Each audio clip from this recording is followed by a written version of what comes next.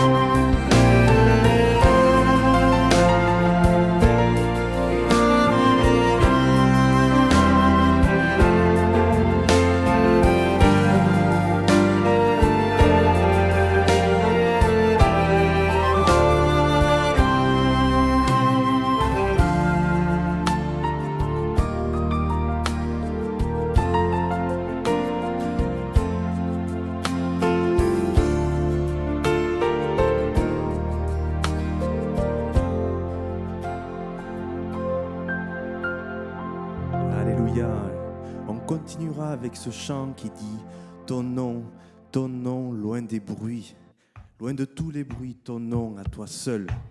Amen.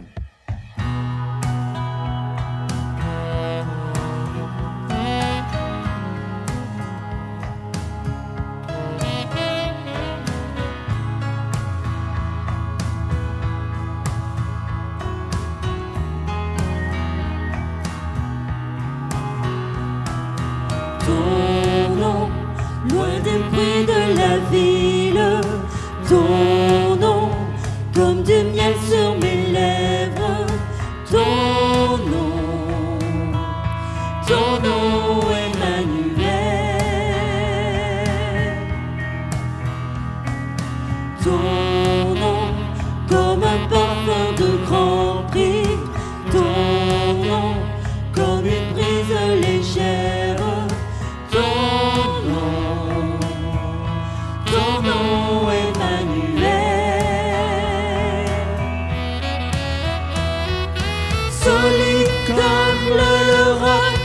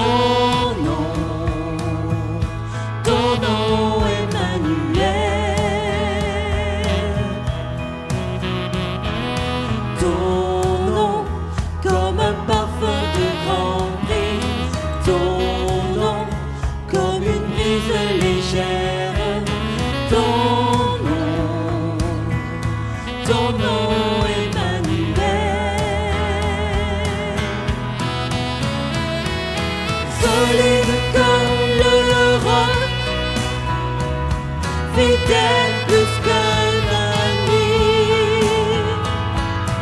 beau comme le plus précieux des diamants, solide comme le roc, fidèle plus qu'un ami, beau comme le plus précieux des diamants.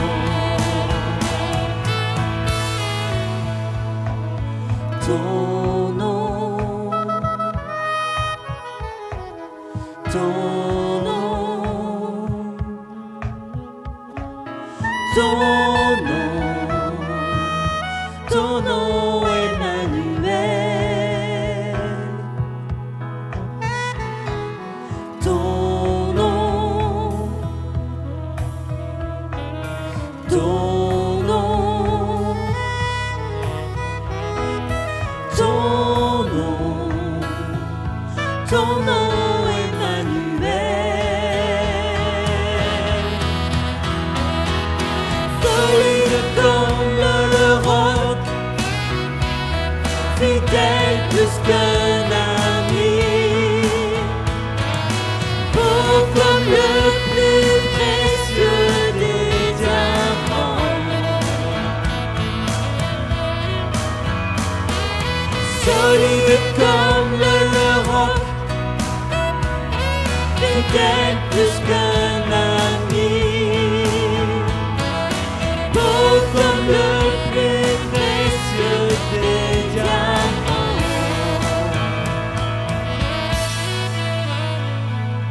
Ton nom,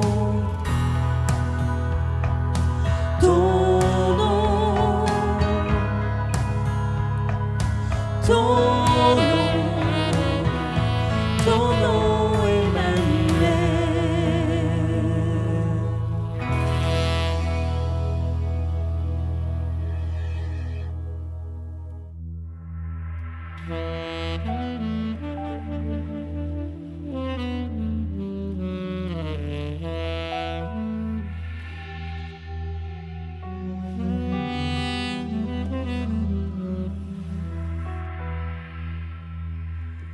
Au-dessus des puissances, au-dessus des rois, au-dessus de la nature et de la création, au-dessus de tous les plans des hommes sages, bien avant le monde tu existais. Au-dessus des royaumes, au-dessus des trônes, au-dessus des merveilles que ce monde a connues, par-dessus tous les trésors de la terre, rien ne peut mesurer ta valeur.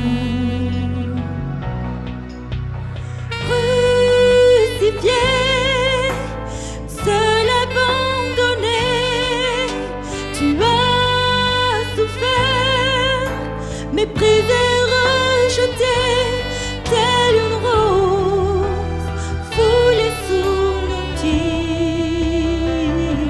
Tu m'as sauvé, tu m'as aimé, par-dessus tout. Au-dessus des puissances, au-dessus des rois, au-dessus de la nature et de la création, au-dessus de tous les plans des hommes sages, bien avant le monde tu existais.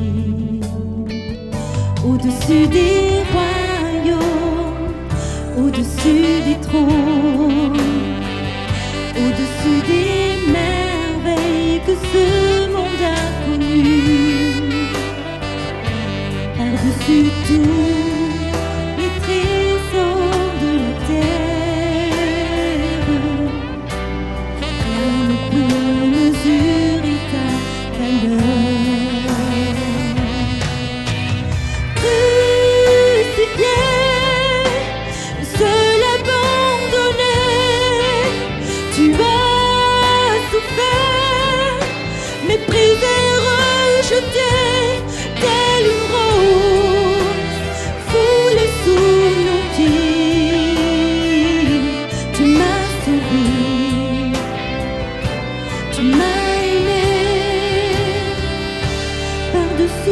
Si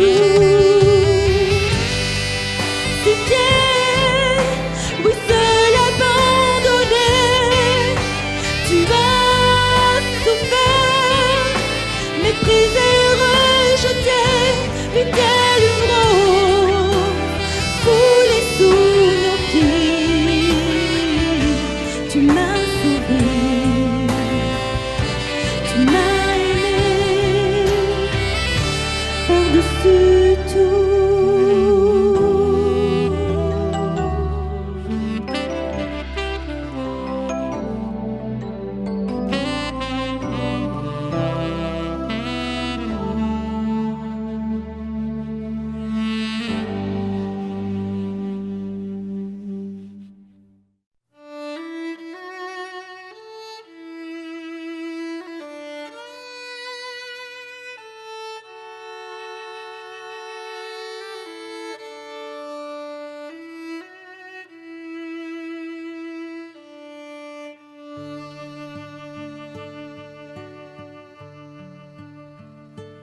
Dieu, tu es ma force, ma consolation,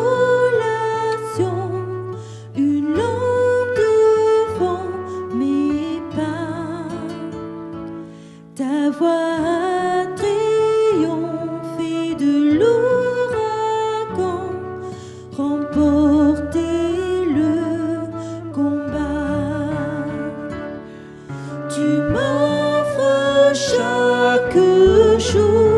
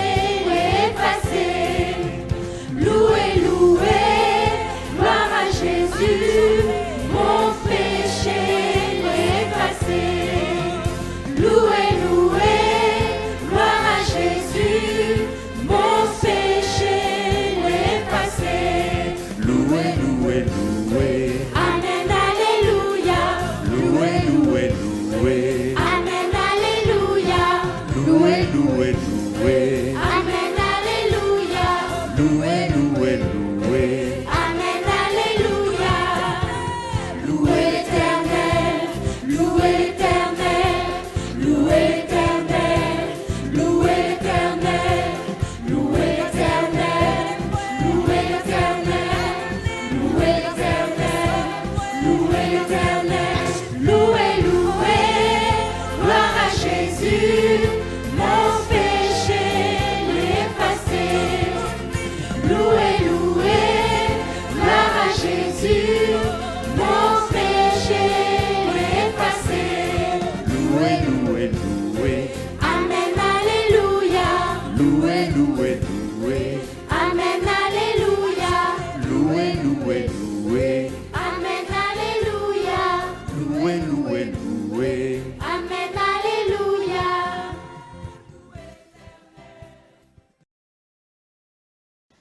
Bonjour à tous, quelle joie d'ouvrir à nouveau la parole de Dieu ensemble pour ce temps que nous allons passer bien dans la présence du Seigneur. Aujourd'hui, mon message a pour but véritablement d'encourager chacun et chacune bien, dans les divers moments de notre vie, en particulier dans celui où Dieu ne répond pas toujours, où Dieu ne semble pas répondre.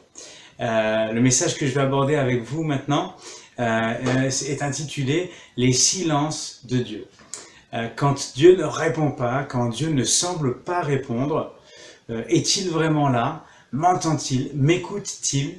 A-t-il encore les yeux posés sur moi? Et si je suis dans la détresse, est-il là pour me secourir?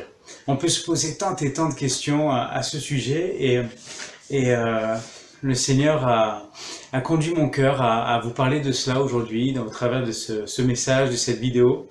Les silences de Dieu. Que faire? Comment réagir? Sont-ils pour nous bénéfiques? Est-ce que Dieu veut nous enseigner par là? C'est ce que nous allons aborder aujourd'hui. Je vous invite simplement à faire cette première lecture dans la Bible, dans la parole de Dieu, dans l'évangile de Marc au chapitre 15. Je vous invite à chercher avec moi. Marc chapitre 15, verset 33, on va lire jusqu'au verset 34.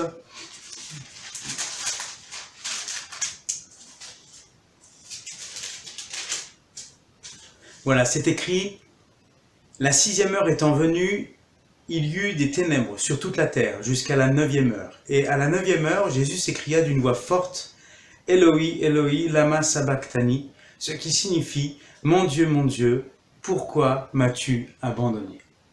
Jésus lui-même passe par ce moment-là où, dans son passage sur terre, il y a, comme dans cet instant, à un moment donné où Jésus se pose et va poser cette question: pourquoi Dieu m'as-tu abandonné?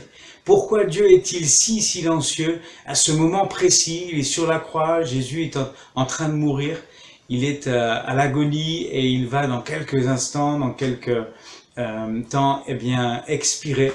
Et là, il posera cette dernière question.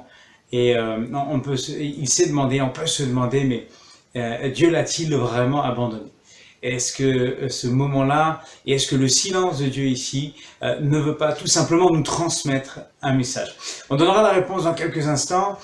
Simplement, je voudrais pouvoir développer ma pensée avec mon premier point et simplement voir, au premier abord, que le silence, c'est une partie intégrante de nos moyens de communication.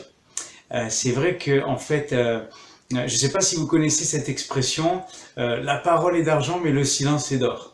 Et c'est une expression du monde qui nous explique que parfois, le fait de se taire veut en dire beaucoup plus que lorsque nous parlons. Vous voyez? Et il y a des silences qui expriment beaucoup de choses.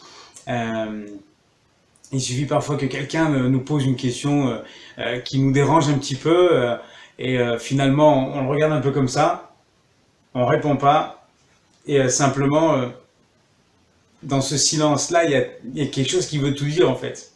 Qui veut dire pourquoi cette question, j'ai pas envie d'y répondre, je suis mal à l'aise, c'est bon, laissez-moi tranquille.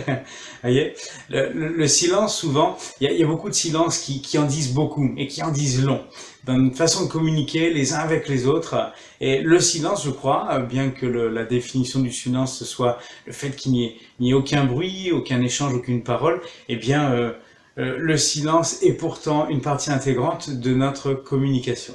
Et dans notre communication avec Dieu, est-ce que le silence de Dieu ne veut pas aussi signifier quelque chose pour nous? Il y a des silences je prendrai quelques exemples concrets. Il y a des silences qui apaisent. Voyez, le silence peut apaiser, il peut ramener au calme. Je donne des exemples que peut-être la plupart vous avez vécu. Le bébé qui vient de s'endormir. Vous voyez, ça fait des heures que vous essayez d'endormir votre bébé, qui fait du bruit et que votre enfant, vous n'arrivez pas à le calmer. Après avoir passé peut-être plusieurs minutes et voire plusieurs heures, j'espère non, mais à réussir à l'endormir, c'est quand tout est calme, là que vous dites « Ah, Seigneur, qu'est-ce que c'est bon, le calme, la paix, le silence ». Je pourrais vous donner un deuxième exemple pour ceux qui ont déjà fait cette expérience. Si vous êtes déjà allé à la montagne, ça m'est arrivé dans mon parcours professionnel de partir pour le travail jusqu'à 2 semaines en montagne et de me retrouver en pleine montagne, l'hiver surtout. Et puis d'être là, vous savez, même quand vous êtes allé au ski ou quand vous êtes sur le télésiège et puis qu'à un moment donné il se bloque comme ça et vous vous retrouvez en pleine montagne à plusieurs mètres au-dessus de la neige et tout d'un coup, si vous taisez, vous fermez les yeux, vous écoutez et en fait il y a un silence qui est royal. C'est une sensation très agréable, un silence vraiment qui apaise, loin du bruit de la ville, du bruit des machines, du bruit des hommes. Et c'est étonnant à quel point le silence peut nous faire du bien et peut nous apaiser. Il y a d'autres formes de silence, d'autres silences qui n'apaisent pas du tout, mais qui inquiètent. Et je citerai quelques exemples aussi. Par exemple, vous avez déjà tous imaginé ou lu dans des contes ou vu ce genre de scène, peut-être même vécu, j'espère que non quand même, mais quand on est perdu en forêt, la nuit surtout, et que tout d'un coup, on est là, on est dans le silence, on entend des petits craquements, mais c'est vraiment à peine audible, et on se dit, mais il y a quelqu'un? Vous voyez, ça, ce sont des silences qui peuvent inquiéter. J'en citerai un autre. Vous avez demandé ou tu as demandé à ton enfant, à ton fils, ta fille, d'aller jouer dans la chambre, par exemple. Tu as des choses à faire et tu sais qu'il est assez grand pour être en autonomie, tu ne l'abandonnes pas, mais tu sais qu'il est capable de jouer avec ses propres jouets dans sa chambre et tu entends un peu de bruit au loin, tu gardes la porte entrouverte et puis tout d'un coup tu n'entends plus rien. Là il y a un silence qui commence à inquiéter. Et dans le meilleur des cas, les silences comme ça sont des silences qui amènent à nous inquiéter parce qu'on se dit c'est trop calme, c'est pas normal. Quand on sait que nos enfants bougent tout le temps ou sont tout le temps remplis de vie et sont animés, là, on se dit, il y a peut-être une bêtise qui se prépare. Voilà, en espérant que ce soit ce cas-là et que ce soit pas quelque chose, bien entendu, de grave. Mais il y a peut-être anguille sous roche, il y a quelque chose là qui va pas. Il y a des silences qui inquiètent, plus ou moins, et il y en a d'autres qui apaisent. Dans la parole de Dieu, au psaume 83, au verset 2, il est écrit « Ô Dieu, ne reste pas dans le silence. Ne te tais pas et ne te repose pas, ô Dieu, car voici tes ennemis s'agitent, ceux qui te haïssent lèvent la tête. » Il y a des silences qui inquiètent. Les silences de Dieu, la plupart du temps, ne nous rassurent pas, je pense. Les silences de Dieu, c'est quelque chose qui peut nous inquiéter. Surtout comme dans ce texte, on sent nos ennemis se dresser contre nous. Et quand on parle d'ennemis, on ne parle pas forcément de personnes physiques, de personnes humaines, mais ce sont les épreuves, les combats de la vie, quand ces choses-là s'intensifient, quand on sent vraiment une atmosphère de plomb peser sur nos vies, sur nos cœurs et sur nos esprits. Et là, si on est confronté au silence de Dieu, on se dit « Seigneur, j'ai besoin de t'entendre ». Le silence là ne me rassure pas, ton silence ne me rassure pas. Vois, je suis assailli de toutes parts, j'ai besoin de toi, Seigneur. Et si la réponse est simplement résumée à un silence de Dieu, c'est un moment de notre vie spirituelle qui peut nous inquiéter. Et il y a un autre texte aussi, je pourrais citer un autre exemple, comme dans le psaume 35, qui illustre aussi cette même image. Au verset 17, c'est écrit « Seigneur, jusqu'à quand le verras-tu » concernant la progression des méchants contre son serviteur, contre son peuple. Au verset 22, toujours du psaume 35, « Éternel, tu le vois. Ne reste pas en silence. Seigneur, ne t'éloigne pas de moi. Réveille-toi. Réveille-toi pour me faire justice. Mon Dieu et mon Seigneur, défends ma cause.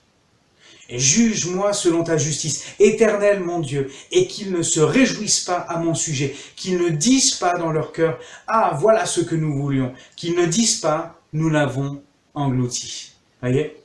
Vraiment, ces phases de la vie, on est en plein combat, les silences de Dieu qui peuvent, eh bien, véritablement nous inquiéter, nous placer dans l'angoisse, parce qu'on se dit, Seigneur, j'ai besoin de toi, est-ce que tu vas répondre? Est-ce que tu es là? Est-ce que tu m'entends? On a besoin d'entendre la voix de notre Père. Elle est rassurante, elle est sécurisante. De la même façon que les enfants ont besoin d'entendre la voix de leur mère, la voix de leur papa, la voix de leur maman, eh bien, ce sont des voix qui sont rassurantes. Quand un bébé grandit dans le ventre de sa maman, eh bien, le fait d'entendre la voix de sa mère, c'est rassurant. C'est une voix que le bébé connaît et apprend à connaître, même dans le ventre de la maman. Le papa aussi, quand il arrive et quand il parle, c'est quelque chose de rassurant. Il y a une reconnaissance. Et Dieu qui pour nous est notre Père, d'un point de vue spirituel et aussi parce qu'il est notre Créateur, eh bien nous sommes ses enfants, il est notre Père. En tant qu'enfant, on a besoin d'entendre la voix de notre Père. On a besoin d'entendre pour être rassuré, pour être conduit, pour être dans la paix. Et c'est quelque chose de tout à fait nécessaire. Et on a besoin d'entendre cette voix. C'est pourquoi le silence de Dieu peut eh bien parfois nous mettre mal à l'aise, nous déranger. J'en viens à mon second point et finalement à cette question, mais pourquoi Dieu se tait quand on est assailli de toutes parts et qu'on a besoin d'entendre? Eh bien en fait, il y a une forme de pédagogie dans le silence de Dieu.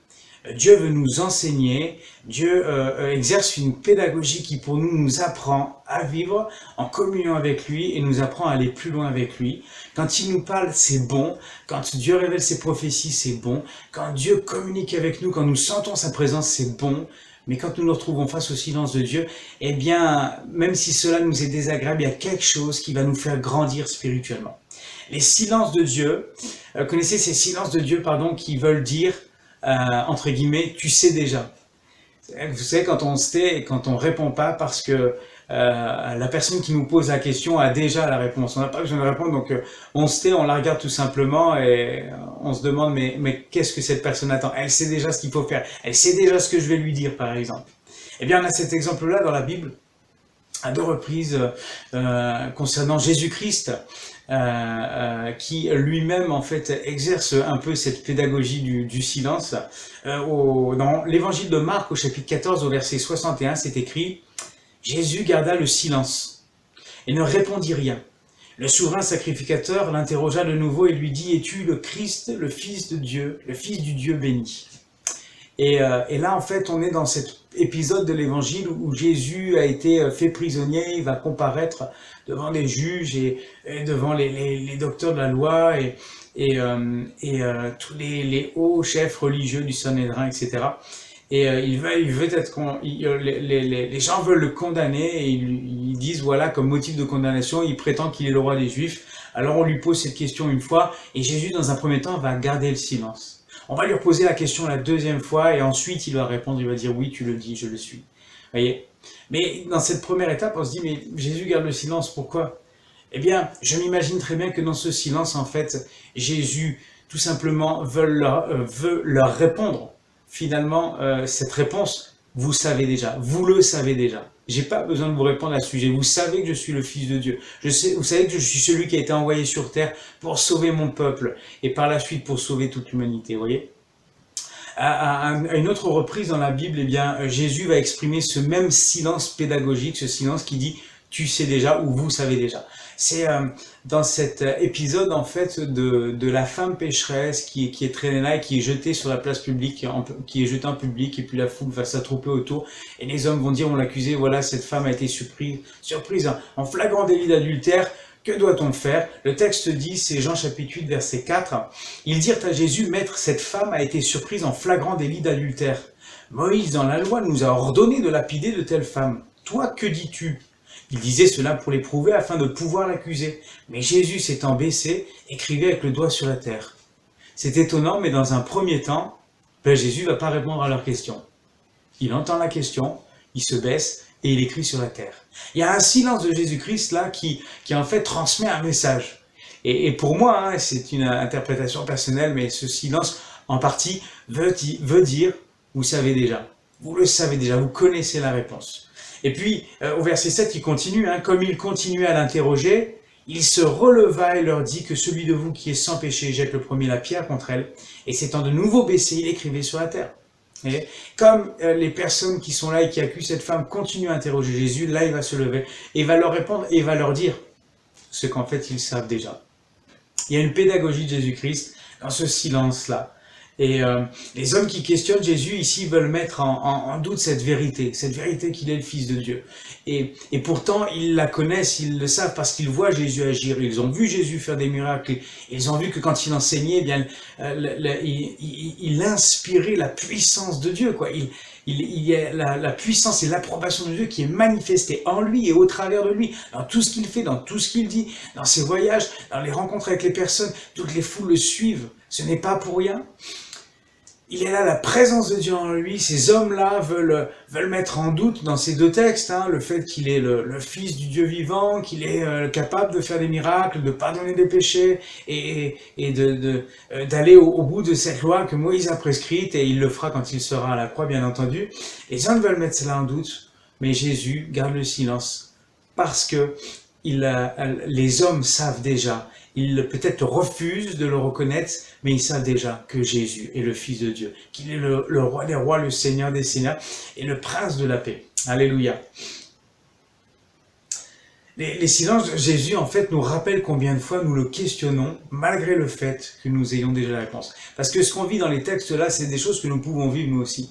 Souvent de fois, on peut questionner dans nos prières Dieu, Seigneur, pourquoi ci, pourquoi ça, et comment se fait-il, est-ce que je dois faire ci, est-ce que je dois faire ça. Souvent, on questionne Dieu, et parfois, on n'a pas de réponse. Mais c'est que la plupart du temps, la réponse, on la sait déjà. Quand, par exemple, on formule cette prière, Seigneur, parle-moi. Vous l'avez déjà toutes formulées, même moi aussi. Seigneur, parle-moi. Bien, des fois, on a besoin que Dieu nous parle spécifiquement, et je suis d'accord avec cela. Mais souvent, on demande au Seigneur de nous parler alors que nous avons déjà les réponses. La plupart des réponses nous sont données dans la parole de Dieu. Elles nous sont données dans la Bible. La Bible est ce livre, cette parole de Dieu qui nous est transmise, et c'est un livre qui vraiment nous enseigne et sur les promesses que Dieu nous fait, sur notre conduite de vie, sur ce qu'on doit faire, sur nos réactions, sur comment nous adapter, tout cela. Et souvent, quand on dit Seigneur, parle-moi, alors qu'on a déjà les réponses qui sont là, eh bien, du coup, il est facile de comprendre pourquoi Dieu se tient en silence. Et pour la crucifixion de Jésus, on a lu le verset en début de prédication, en début de message tout à l'heure. Pour la crucifixion de Jésus, lorsqu'il va dire « Père, pourquoi m'as-tu abandonné ?» Eh bien, je pense que le silence du Père n'est que la réponse qui nous dit en fait « Mon plan doit s'accomplir ». Lorsque Jésus pose cette question « Pourquoi m'as-tu abandonné ?» Dieu répond par un silence. Dieu ne dit rien. Le Père est là, et pourtant, j'imagine en tant que Père, à quel point le fait de voir le Fils Jésus-Christ crucifié à la croix est quelque chose qui est douloureux, mais il a sacrifié son Fils, son unique. La Bible le dit, afin que nous soyons sauvés. Il y a donc dans le sacrifice de la croix un plan qui doit s'accomplir. Autrement dit, Dieu n'a jamais abandonné Jésus-Christ le Fils. Mais simplement, à un moment donné, il fallait que le plan s'accomplisse pour que la grâce soit parfaite et pour que la grâce soit réelle dans ta vie comme dans ma vie. Sans ce sacrifice, la grâce n'existerait pas. Le salut par grâce n'aurait pas lieu d'être. Mais grâce à ce sacrifice, eh bien, la grâce nous est faite. Le salut nous est donné, et il est donné à travers du Fils Jésus-Christ, de son sang et de son corps. Amen. Et ça, c'est important de le considérer. Et quand Jésus dira, eh bien, pourquoi m'as-tu abandonné? La réponse du silence de Dieu. Et cette réponse qui nous dit, mon plan doit s'accomplir. Je reste en silence parce que mon plan doit s'accomplir. Jésus savait qu'il était venu accomplir le plan de Dieu. Et le silence de Dieu, eh bien, est cette réponse qui nous dit, mon plan doit s'accomplir et il va s'accomplir. Il n'a jamais abandonné son Fils, mais le plan devait s'accomplir. Et il y a dans son silence, eh bien, cette pédagogie qui nous enseigne et qui nous sauve. Alléluia. J'en viens à mon troisième point et mon dernier point. Ces exemples concrets au final de cette pédagogie de Dieu. J'aimerais en voir trois particulièrement dans la parole de Dieu. Il y a les silences de Dieu qui contribuent à notre foi. Quand Dieu se tient en silence, eh bien je pense que le premier point bénéfique que nous pourrions en tirer de ces silences de Dieu, c'est que de voir déjà si notre foi est fondée, si elle est vraie et si elle peut augmenter. Parce que lorsque je n'entends plus rien, lorsque je ne vois plus rien, eh bien c'est là où ma foi va s'exercer. C'est là où on va vérifier si je n'ai aucune foi, si ma foi est factice et si à ce moment-là, je m'écroule, je disparais, je fonds dans l'épreuve, je suis exterminé par mes ennemis ou par ceux qui m'accablent, ou est-ce que je vais tenir bon parce que même si je n'entends pas Dieu, je choisis et j'ai décidé de lui faire confiance et de croire que sa présence est toujours là et qu'il veut m'aider. Voyez, il y a dans les silences de Dieu ce premier point où Dieu contribue à notre foi. Je pourrais citer comme exemple un texte parallèle, mais que je voudrais utiliser pour ce point-là. Ésaïe 30, verset 15, « Car ainsi a parlé le Seigneur l'Éternel, le Saint d'Israël, c'est dans la tranquillité et le repos que sera votre salut, c'est dans le calme et la confiance que sera votre force, mais vous ne l'avez pas voulu. » Le calme, la confiance, la tranquillité, le repos, ces moments de paix, ces moments d'accalmie, ces moments de silence, eh bien c'est en cela que nous pouvons puiser notre force. Il y a cette pédagogie de Dieu où lorsque Dieu se tient en silence, malgré notre questionnement, malgré notre sollicitation envers Dieu, Dieu va se tenir en silence, eh bien Dieu va tester notre foi. Dieu va permettre à notre foi de grandir. Comme cette question qui nous est posée, et si tu ne vois pas, est-ce que tu continueras? Et si tu n'entends pas, est-ce que tu continueras? Et si tu es dans ce silence, et si je ne te réponds pas, est-ce que tu vas continuer à cheminer le chemin de la foi? Vous voyez, je trouve ça extraordinaire et rien que le fait de vous en parler, c'est quelque chose qui me met en joie, une joie profonde, parce que c'est des choses que j'ai expérimentées, que je veux continuer à expérimenter pour moi-même, et c'est le message de la parole de Dieu qui pour nous est vraiment encourageant aujourd'hui. J'en viens à un autre exemple de cette pédagogie de Dieu dans son silence, c'est les silences de Dieu qui recentrent notre attention sur lui. Quand Dieu se tait, eh bien, c'est souvent dans ces moments-là qu'on se dit où est Dieu? Qu'est-ce que je fais? Et je vais me mettre à chercher Dieu. Et donc, je vais me recentrer sur lui. Vous savez, c'est comme un enfant qui part comme ça, et de loin, il entend la voix de ses parents, donc il fait ses affaires, il entend toujours d'un coin de l'oreille, donc il n'a pas besoin de les regarder, il continue ses affaires. Et c'est au moment où il n'entend plus rien que l'enfant se retourne et se dit, est-ce que mes parents sont encore là? Vous voyez? Et c'est dans ces silences-là que Dieu nous enseigne. Et que tout d'un coup, il nous apprend à nous retourner vers lui, à le regarder à nouveau, à nous recentrer sur lui. Je prendrai d'autres exemples, et ils sont criants de vérité, c'est pourquoi je vous les cite. Je peux prendre l'exemple du sous-marin. Le sous-marin, quand à un moment donné, il y a un danger qui approche, quand on a besoin de savoir où le bâtiment eh bien, évolue dans l'eau, quand on est en fond de mer, il y a des rochers, il y a des choses comme ça. Quand l'ennemi est pas loin, il faut aussi savoir faire preuve de silence. Parce que s'il y a des bruits à bord, non seulement le sous-marin va être repéré, mais en plus de ça, on n'arrive pas à entendre les autres bruits qui nous parviennent de l'extérieur. Et il faut un silence total pour écouter le moindre bruit qui va être fait à l'extérieur. Voyez? Et donc, ça nous permet de nous recentrer et de nous concentrer. Je prends un autre exemple, hein. Ce matin, dans cette vidéo, aujourd'hui, je vais en citer quelques-uns, mais ils sont bien parce qu'ils nous aident à fixer le message et à mémoriser. C'est le service au tennis. Quand vous avez un match de tennis assez important, vous avez le public qui est là, qui encourage et tout, et au moment où le tennisman ou la tenniswoman va servir, il y a un silence qui se fait. C'est instantané, c'est systématiquement comme ça, pour permettre à celui qui va se matcher, qui va servir, eh bien d'être concentré. Et pour pouvoir ne pas l'empêcher de faire un geste qui est parfait ou quasi parfait, vous voyez? Donc il y a ce silence-là qui permet au joueur de se recentrer sur son geste et sur sa technique.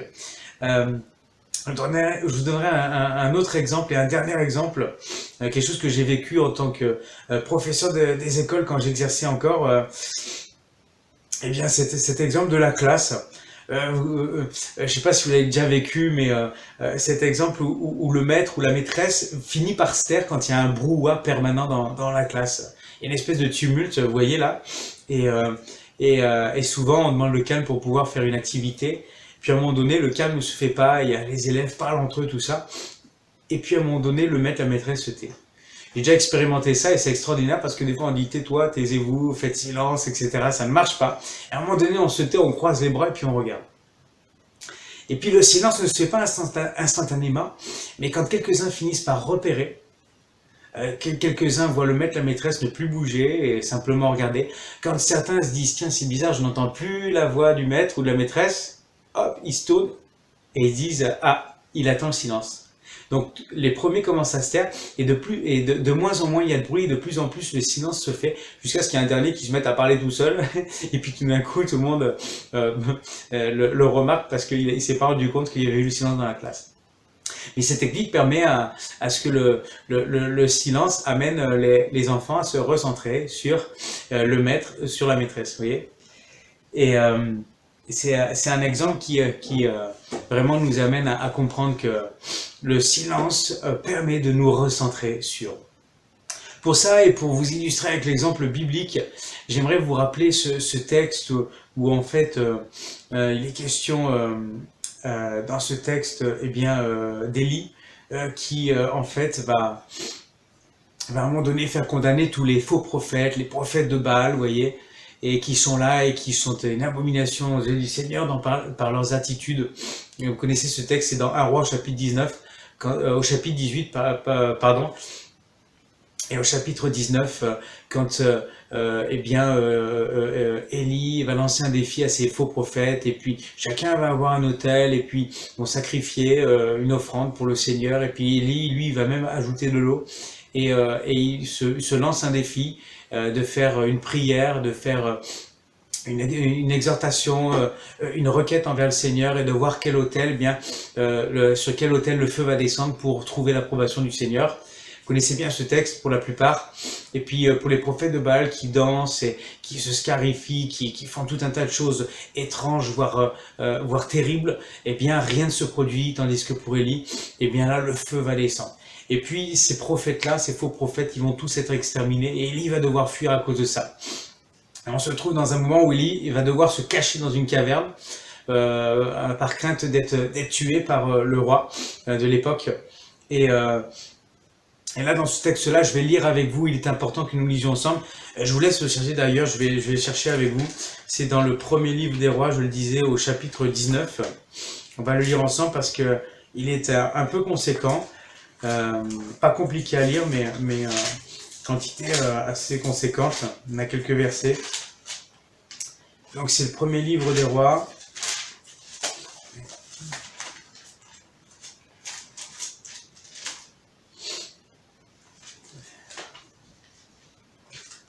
Voilà, au chapitre 19, au verset 9.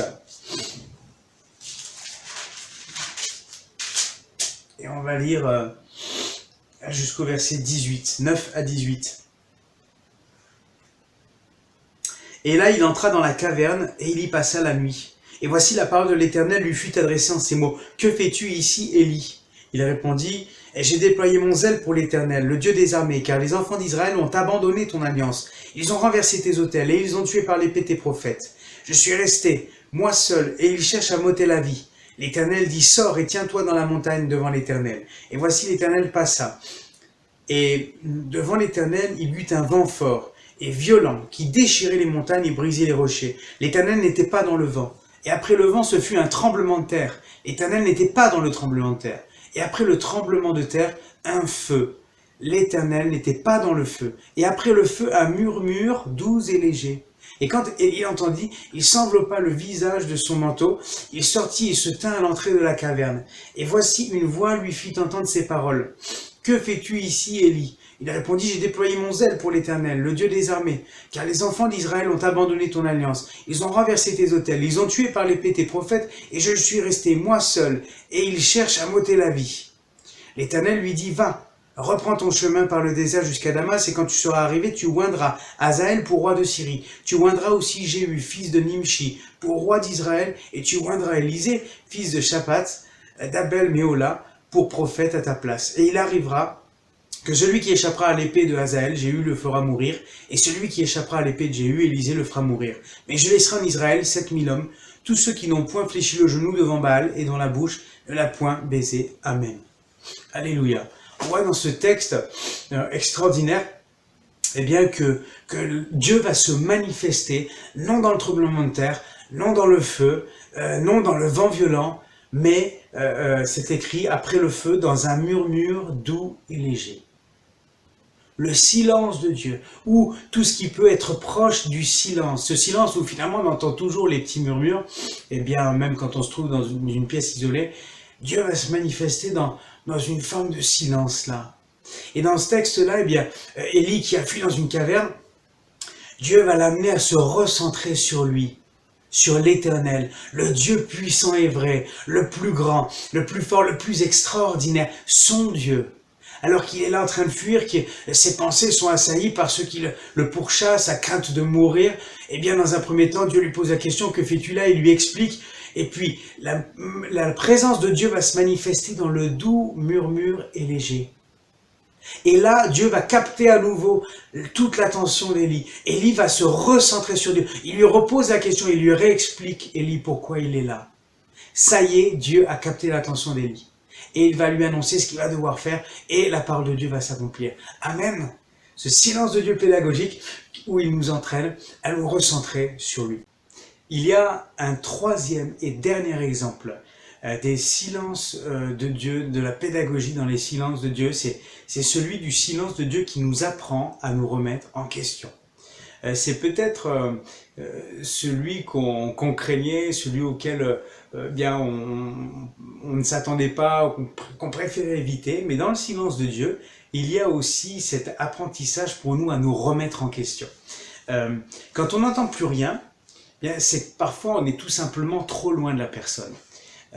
Ou alors que l'un des deux n'est plus, est mort. Et si je veux parler avec quelqu'un et qu'il est de plus en plus loin, et qu'il est très loin, pas le droit d'utiliser le téléphone, on ne triche pas, mais s'il est très très loin, eh bien j'aurais beau crier, j'aurais beau parler, il ne m'entendra pas et je ne l'entendrai pas. Quand on est trop loin de quelqu'un, il se peut qu'à un moment donné, bien ce silence traduise le fait qu'on soit loin et qu'on ne peut plus communiquer ensemble. Si même l'un des deux n'est plus, n'existe plus, est mort, eh bien, si je suis mort, vous avez beau me parler, je ne vous répondrai pas. Vous voyez, ça aussi. Et ça nous amène dans cette image, en fait, spirituelle, eh bien, où si je suis mort spirituellement, si je suis loin de Dieu dans ma vie spirituelle, eh bien, le silence de Dieu est ni plus ni moins la traduction de mon état de vie spirituel. Et par là, bien, le Seigneur nous enseigne, il nous apprend et nous révèle cela. Et peut-être pour nous, c'est l'occasion de dire, mais si dans ma vie spirituelle, je suis trop loin de Dieu aujourd'hui, ou même si je suis mort, eh bien, je veux me rapprocher de Dieu à nouveau. Je veux renouer contact avec lui. Si je ne l'entends plus, c'est que je dois à nouveau faire mon chemin vers lui. Et si je suis mort spirituellement, eh bien j'ose le dire parce qu'il vaut mieux s'en rendre compte aujourd'hui et faire le nécessaire pour réagir et retrouver la vie. Parce que Jésus-Christ est la résurrection et la vie. Il l'est physiquement, mais il est spirituellement aussi. Et si mon âme est desséchée aujourd'hui, je peux crier à Jésus pour retrouver ma vie spirituelle. Je dois mettre en place mes efforts nécessaires pour renouer avec Dieu, avoir une vie ancrée en lui, avoir du temps dans la prière, du temps devant la parole de Dieu, dans la lecture et la méditation, renouer avec lui. Mais ce silence peut être cet indicateur, ce révélateur de mon éloignement de Dieu, de ma séparation d'avec Dieu. Que je puisse en prendre conscience et que son silence, ce silence pédagogique puisse m'amener à renouer avec lui. Tout à l'heure, quand on citait le passage dans Jean chapitre 8 de la femme surprise en flagrant délit d'adultère, eh bien on a lu au verset 7, comme il continue à l'interroger, il se releva et leur dit que celui de vous qui est sans péché jette le premier la pierre contre elle. Et s'étant de nouveau baissé, il écrivait sur la terre. On sait qu'après ce passage-là, si vous lisez la suite, il est écrit que eh bien, les hommes du plus âgé au plus jeune, du plus vieux au plus jeune, eh bien, vont partir les uns après les autres parce qu'ils vont être accusés dans leur conscience. Jésus, après leur avoir expliqué cela, il se baisse à nouveau. Et là, il y a un silence de Jésus, silence pédagogique qui amène chacun dans une introspection et à réaliser qu'ils sont loin de Dieu, qu'ils sont morts spirituellement et qu'ils ont besoin, eux aussi, d'être pardonnés de leurs péchés, de renouer avec Dieu, tout comme cette femme. Il y a là ce silence d'une pédagogie extraordinaire que Jésus révèle et manifeste. Amen. Que Dieu puisse nous travailler au travers de cela. J'en terminerai avec ma conclusion. Conclusion en une pensée, en plusieurs pensées qui vont conclure mon message. Et j'en viens peut-être à un point que vous attendiez tous, c'est que tôt ou tard, les silences de Dieu cessent. Peut-être vous étiez en train de vous dire, ou tu étais en train de te dire, mais quand est-ce que le silence de Dieu, ou quand est-ce qu'il va nous dire que le silence de Dieu un jour va cesser? Eh bien oui, la parole de Dieu en parle, c'est dans le psaume 50, au verset 3. Il vient, notre Dieu, il ne reste pas en silence. Devant lui est un feu dévorant, autour de lui une violente tempête. Il crie vers les cieux en haut et vers la terre pour juger son peuple. Rassemblez-moi mes fidèles qui ont fait alliance avec moi par le sacrifice. Voyez ? Et à un moment donné où le silence de Dieu va se stopper et il va à nouveau parler et se manifester. Merci Seigneur. Dans certains cas de la Bible, ce sera pour manifester son jugement, pour exercer sa sentence et la condamnation du péché dans le monde. Il le condamne déjà aujourd'hui. Et cette fois-ci, il y aura une conséquence physique, morale, spirituelle de la sanction de Dieu pour tous ceux qui auront rejeté le Seigneur délibérément et qui auront refusé Jésus-Christ comme leur sauveur. Voyez ? Mais le silence de Dieu, à un moment donné, va s'arrêter. Parfois, sur cette terre, tu pourrais te dire, mais si Dieu existait, mais si au moins il parlerait, il dirait quelque chose, les événements ne se produiraient pas comme ça, des malheureux ne seraient pas en train de mourir sans raison apparente, il ferait quelque chose. Et ce silence-là peut parfois déranger. Ce que je pourrais comprendre. Mais le silence de Dieu cesse à un moment donné ou à un autre. Dieu existe et Dieu va exercer son jugement aussi. La Bible en parle. Je voudrais pouvoir te témoigner une expérience personnelle vis-à-vis de cette épreuve du silence qui peut être une épreuve. Hein. Je l'ai vécu en 2018. Dans ma vie spirituelle depuis plusieurs mois, j'étais dans une période où j'avais l'impression de ne pas ressentir la présence de Dieu, de ne pas ressentir les réponses de Dieu, l'action de Dieu. Je sais qu'il existe, j'en suis convaincu, mais j'ai l'impression d'avoir des distances avec mon Seigneur et mon Sauveur, et cela m'angoissait particulièrement. Je souhaitais être proche de mon Seigneur. C'est une période qui m'a beaucoup remis en question tout ça. Et à un moment donné, je me trouve dans une conférence chrétienne. Je me suis rendu à une conférence chrétienne qui réunit à peu près 25 000 personnes à Londres au mois de juillet. Là, c'était l'année 2018. Et puis je fais cette prière, je répands mon cœur, je dis Seigneur, mais j'ai l'impression de ne pas te ressentir, je me sens seul, je me sens abandonné, je comprends plus, qu'est-ce que j'ai fait, etc. Et dans cette conférence, un pasteur qui prêche, à un moment donné, parle et dit, voilà, j'ai cette pensée pour quelqu'un, pour les personnes ici dans ce lieu. Tu dis que tu es seul, tu dis que tu ne ressens pas Dieu, mais Dieu est là, il t'entend, il est avec toi. Et quand je reçois cette parole, je dis, waouh, il y a 25 000 personnes, alors peut-être tu parles à d'autres aussi, mais je dis, Seigneur, tu m'as trouvé. Dans un océan d'hommes et de femmes, tu m'as trouvé. Et j'ai été béni, encouragé. Et dans cette même période, quelques semaines après, j'écoute de la musique sur Internet et puis sans choisir mes musiques, j'ai mis des chants chrétiens. Et vous savez que sur certains sites, il y a des chants qui s'enchaînent comme ça sans que vous les demandiez, qui sont dans la même thématique. Et il y a un autre chant chrétien qui s'enchaîne que je connaissais pas et qui tout d'un coup joue. Et je l'écoute et j'entends les paroles et le chant dit « You say ». Tu dis que tu m'aimes, mais je ne ressens rien. Tu dis que je suis fort, mais je me sens tellement affaibli. Et en fait, les paroles ne disent que des choses comme ça. Ils disent, Seigneur, mais c'est ma prière. C'est ce que je te dis en permanence. C'était exactement mot pour mot ce que je disais. Et Seigneur, tu m'aimes, mais je ressens rien là de cet amour en ce moment en particulier. Et Dieu me parle une seconde fois, au travers cette fois-ci d'un chant. Et j'ai été béni par là. Et j'ai eu cette confirmation que dans cette période de silence que je traversais, Dieu était malgré tout et toujours avec moi. Et c'est là où Dieu m'a fait me rendre compte que même s'il est silencieux, cela ne veut pas dire qu'il n'est plus là, mais il est là.